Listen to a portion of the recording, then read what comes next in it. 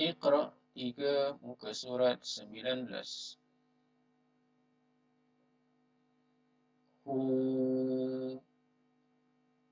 hu hu hu. Apabila baris dhammah atau baris hadapan bertemu waw, maka hendaklah dibaca panjang 2 harakat. Cuma di sini ada perbezaan antara waw yang normal biasa dan waw kecil yang biasanya terletak di hujung selepas huruf ha, dhamir, ya. Maka hukumnya sama, iaitu perlu dibaca panjang 2 harakat. Ma'ahu, yadahu, walahu, yarahu,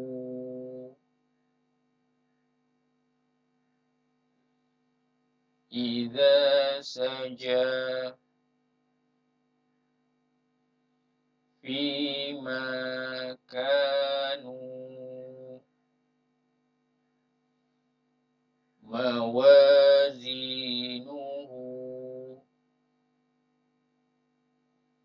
yanabi'a,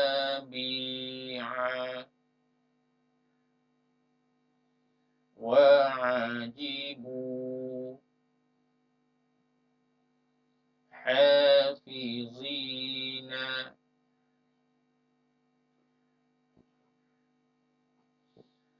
wa nusuki,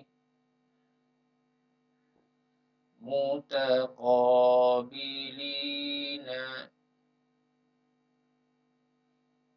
fi jidiha, laqudiya, tazaharuna, junuduhu,